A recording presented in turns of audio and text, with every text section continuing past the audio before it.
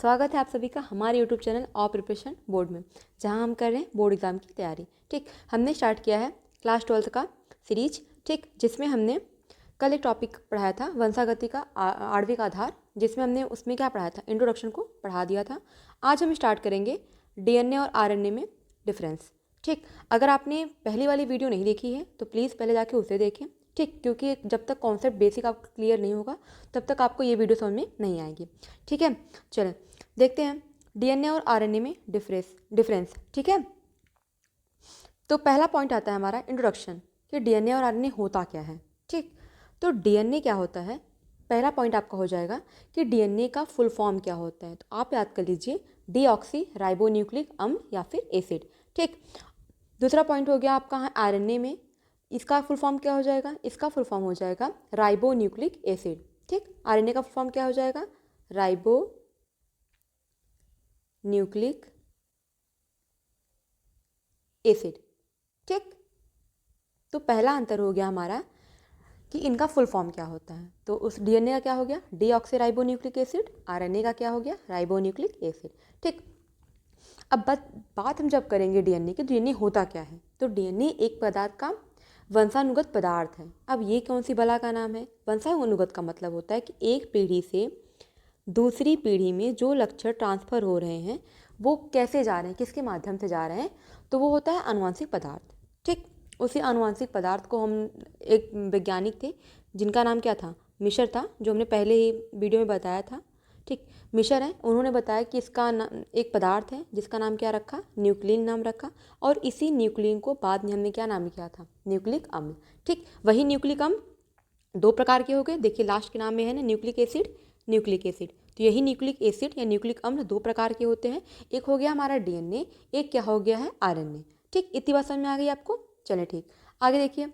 अब इतनी बात समझ में आई पहला वाला कि डीएनए क्या हो गया, एक वंशानुगत पदार्थ है, जबकि आरएनए आनुवांशिक पदार्थ हर में नहीं होता है। डीएनए की बजाय यह कुछ वायरस यानी विषाणुओं में आनुवांशिक वाले गुण रखता है।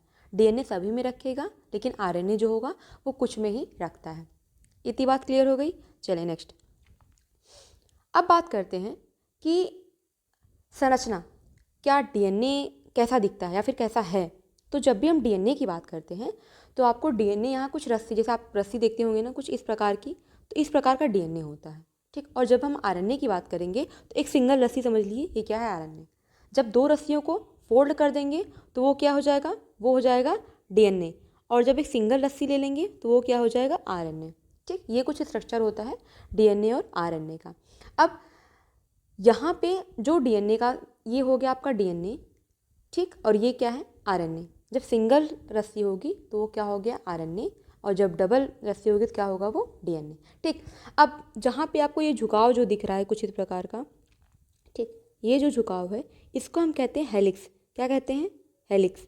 ठीक, ये क्या है, इसे हम हेलिक्स कहते हैं। मतलब एक पूरा झुकाव, जैसे मान लीजिए मैंने यहाँ से स्टार्ट किया और यहाँ से स्टार्ट किया और यहाँ ख़त्म हो गया, तो ये पूरा क्या है, ये पूरा एक हेलिक्स है।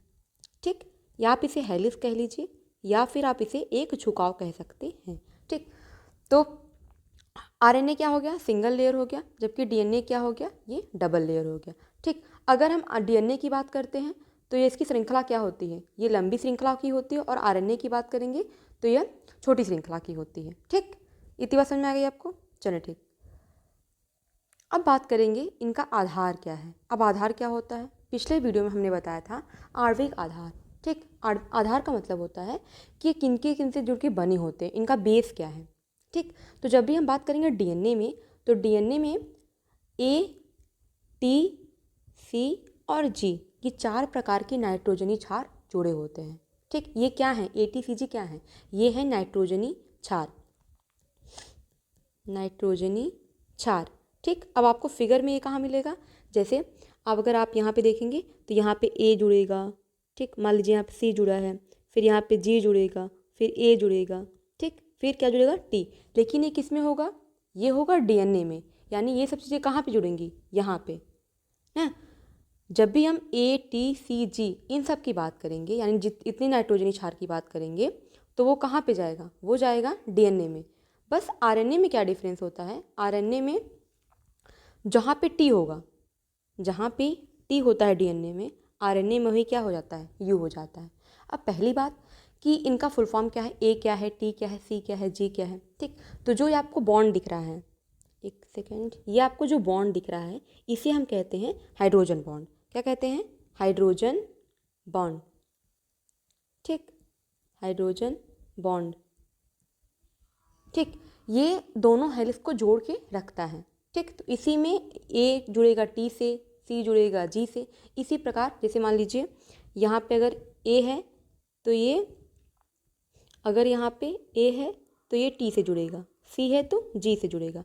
और ये क्लियर है, ठीक, कि ए टी से जुड़ेगा और सी जो होगा किससे जुड़ेगा, जी से। और कैसे जुड़ेगा, कितने बॉन्ड से। तो ए जब टी से जुड़ेगा तो वो डबल बॉन्ड से जुड़ता है, सी जब जी से जुड़ेगा तो वो ट्रिपल बॉन्ड से जुड़ता है। ठीक, इतनी बातें आपको ध्यान रखनी पड़ेंगी।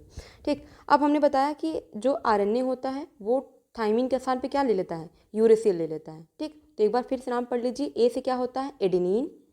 ठीक, टी से क्या होता है, थाइमीन। सी से क्या होता है, ग्वानिन। और यू से क्या होता है, यूरेसिल। ठीक, ये कुछ नाम हैं जो कुछ बॉन्ड थे। ए आपका जब भी जुड़ेगा तो टी से जुड़ेगा, कितने बॉन्ड से, डबल बॉन्ड से। टी जब भी जुड़ेगा सी से तो कितने बॉन्ड से जुड़ेगा, 3 बॉन्ड से जुड़ेगा। ठीक, इतनी बातें क्लियर हुई। चलें, अब बात आती है प्रतिलिपि। अब प्रतिलिपि क्या होता है, प्रतिलिपि का मतलब होता है अपने समान एक और, जैसे आप फोटो कॉपी कराते हैं, सिंपल भाषा में समझिए कि आप एक फ़ोटो कॉपी बनाते हैं, करवाते हैं। ठीक, तो आप जैसी चीज़ें वहाँ पे लिखी होती है सेम एज इट इज़ वैसा ही आपको एक और कॉपी मिल जाती है। उसे हम क्या कहते हैं, फ़ोटो कॉपी कहते हैं, जीरोक्स कॉपी कहते हैं। तो सेम वही समझ लीजिए कि डीएनए का सेम ऐसा ही एक और फोटो कॉपी बन जाता है, उसे हम कहते हैं प्रतिकृति। क्या कहते हैं, प्रतिलिपि कह लीजिए या फिर प्रतिकृति कह लीजिए, या फिर हम उसे क्या कहते हैं, डीएनए का रेप्लिकेशन होना। ठीक, अब इसमें क्या होता है, तो जब भी डीएनए अपने आप की प्रतिलिपि बनाता है, डीएनए क्या करता है, अपने आप की बहुत सारी फोटोकॉपी को बनाता है। जैसे यहाँ पे देख लीजिए फिगर में, ये एक डीएनए आ रहा था। ठीक, ये जो आपको 5 डैश और 3 डैश दिख रहे हैं, ये 5 प्राइम और 3 प्राइम है। ये आने वाले नेक्स्ट वीडियो में आपको समझाएंगे। ठीक, अभी बस आप इतना समझिए कि एक डीएनए था, इसने अपने भाग को इधर तोड़ा, इधर तोड़ा। ठीक, इधर एक अलग डीएनए का निर्माण किया, एक इधर अलग डीएनए का निर्माण किया। इसे ही कहते हैं प्रतिलिपि।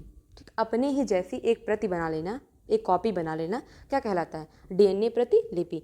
तो डीएनए बनाता है बट आरएनए नहीं बनाता है। ठीक, चलें, अब बात आती है स्थान की। डीएनए कहाँ पाया जाता है और आरएनए कहाँ पाया जाता है। इधर लिख लीजिए डीएनए, इधर लिख लीजिए आरएनए। ठीक, और अगर आपने अभी तक इस वीडियो को लाइक, शेयर और सब्सक्राइब नहीं किया है तो फटाफट से कर लीजिए, तब हम आगे बढ़ाते हैं सेशन को। ठीक, अब डीएनए क्या होता है और कहाँ पाया जाता है। डीएनए क्या होता है हमने समझ लिया, कुछ हमने डीएनए और आरएनए में डिफरेंस पढ़ लिया है। अब ये रहते कहाँ हैं, इनका घर कहाँ है। ठीक, तो जो डीएनए होता है वो पाया जाता है केंद्रक में। ठीक, ये हो गया हमारा कोशिका, ये हो गया उसके अंदर का केंद्र। तो डीएनए कहाँ पाया जाता है, इसके अंदर, यानी कोशिका के जो भाग होता है, केंद्रक होता है, उसमें क्या पाया जाता है, उसमें पाया जाता है डीएनए। जबकि आरएनए कहाँ कहाँ पाया जाता है, आरएनए 2 जगह पाया जाता है। एक तो हो गया केंद्रक में, कुछ भाग इसका केंद्रक में पाया जाता है, जबकि कुछ भाग कहाँ होते हैं, कोशिका द्रव में तैरते रहते हैं। ठीक, तो ये बेसिक कुछ डिफरेंस थे डीएनए और आरएनए में। ठीक, इनके स्थान के बेसिस पे। अब आगे देखेंगे इनमें शर्करा कौन कौन सी पाई जाती है। इसीलिए मैंने कहा था कि इन सब अगर वर्ड्स को आपको समझना है तो उसके पहले वाला वीडियो आप ज़रूर से ज़रूर देख लीजिए। ठीक, तो शर्करा क्या होता है, शर्करा होता है हमारी 3 चीज़ों से मिलके, जैसे आप शर्करा बोल दिए तो फिर इसमें आपको ध्यान रखना है कि कौन सा वाला शर्करा जुड़ा है। ठीक, अगर 5 कार्बन से जुड़ा है तो पेंटोज शर्करा होगा। ठीक, तो ये सब बातें आपको पिछली वाली वीडियो में मिल जाएंगी। ठीक, अब बात करते हैं कि डीएनए में कौन सा शर्करा होता है और आरएनए में कौन सा शर्करा होता है। ठीक, तो जब भी हम बात करेंगे डीएनए की तो उसमें डीऑक्सीराइबोज शर्करा होगा और आरएनए में क्या होता है, राइबोज शर्करा होता है। बहुत सिंपल सी बात है कि डीएनए उसका नाम क्या होता है, डीऑक्सीराइबो न्यूक्लिक एसिड होता है। तो आप वहाँ पे न्यूक्लिक एसिड जब क्या कर लेंगे, शर्करा कर लेंगे, और यहाँ पे क्या कर लेंगे, राइबोज शर्करा। उसके नाम पे ही थोड़ा सा बड़ा डिफरेंस, शर्करा आपको ऐड करना पड़ेगा।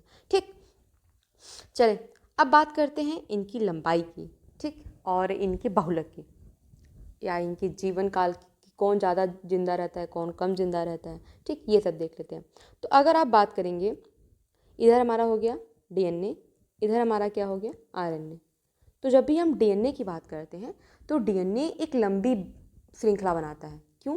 क्योंकि जब आप डीएनए को देख रहे थे तो डीएनए कुछ इस प्रकार का था, ठीक। तो जो ये श्रृंखलाएं हैं इसे आप पॉलीन्यूक्लियोटाइड श्रृंखला कहते हैं। क्या कहते हैं? पॉलीन्यूक्लियोटाइड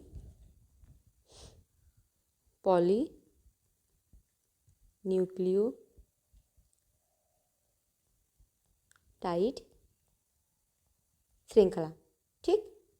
तो क्या होती है? ये पॉलीन्यूक्लियोटाइड श्रृंखला होती है। और ऐसे बहुत, जैसे मान लीजिए यहाँ पे एक डीएनए है, फिर यहाँ से एक अलग डीएनए जुड़ जाएगा, फिर ऐसे यहाँ से एक अलग डीएनए जुड़ जाएगा। तो ये सब क्या होता है? ऐसे एक एक करके बहुत सारे डीएनए ऐसी श्रृंखलाओं में जुड़े होते हैं। इसीलिए हम क्या कहते हैं? यह एक लंबी बहुलक वाली श्रृंखला होती है। लेकिन जब हम बात करते हैं आरएनए की, तो यह एक छोटा बहुलक होता है, ठीक। ये लंबा है, बहुलक है, क्या है? छोटा बहुलक हो जाता है। लेकिन जब हम इनके जीवन काल की बात करेंगे तो डीएनए का जो जीवन होता है बहुत लंबा होता है, लेकिन आरएनए का क्या होता है? जीवन छोटा होता है, ठीक। आरएनए का जीवन क्या होता है? छोटा होता है, ठीक। चलें, अब हम कंक्लूजन पे आते हैं कि हमने क्या क्या चीज़ें सीखी। हमने आज देखा था डीएनए के डिफरेंस के बारे में, जहाँ हमने कंक्लूजन में देखा कि डीएनए का जीवन क्या होता है। अगर हम बात करें डीएनए और आरएनए की बेस डिफरेंस के बारे में, तो हमने जाना कि डीएनए का जीवन क्या होता है? लंबा होता है, जबकि आरएनए क्या होता है? का जीवन छोटा होता है। डीएनए क्या होता है? इसका बहुलक क्या होता है? बड़ा होता है, जबकि आरएनए का क्या होता है? छोटा होता है, ठीक। इसके बाद हमने देखा डीएनए का फुल फॉर्म, आरएनए का फुल फॉर्म। तो पहला आपका पॉइंट क्या हो जाएगा? फुल फॉर्म के बारे में, इनका नाम लिख लीजिए। फिर हमने बात की थी शर्करा के बारे में, ठीक, कि डीएनए में कौन सी शर्करा पाई जाती है और आरएनए में कौन सी शर्करा पाई जाती है। तो डीएनए में जब हमने बोला था तो उसमें क्या पाया जाता था? डीऑक्सीराइबोज शर्करा, ठीक। जब भी हम शर्करा की बात करेंगे तो उसमें क्या पाया जाता था? डीऑक्सीराइबोज शर्करा। और इसमें क्या पाया जाता था? राइबोज शर्करा, ठीक। उसमें क्या था? डीऑक्सी राइबोज शर्करा थी, ठीक। उसके बाद हमने बात किया था कि जो डीएनए होता है उसमें जो नाइट्रोजनी क्षार होते हैं, जिसमें हमने एडेनिन, ग्वानिन, साइटोसिन, थाइमिन, ये सब होते हैं किसमें? डीएनए में। लेकिन जब हम यहीं पे बात करेंगे आरएनए की, तो आरएनए में क्या होता है? टी की जगह पे क्या हो जाएगा? टी बदल जाता है यू में, यानी यूरिसिल उसके स्थान पे होता है, ठीक। इसके बाद हमने बात की थी कि जब भी आप डीएनए की बात करते हैं तो वो डबल लेयर होता है और आरएनए क्या होता है? सिंगल लेयर से बना होता है, ठीक। तो ये कुछ इंपॉर्टेंट पॉइंट्स थे, और मे भी आपसे इस बार एग्जाम में डीएनए और आरएनए में डिफरेंस पूछा जा सकता है। बहुत बेसिक चीज़ें हैं, ठीक। तो आपको आनी चाहिए। और अगर आपको ये वीडियो अच्छी लगी हो तो please like, share and subscribe to my YouTube channel. Thank you so much, keep watching.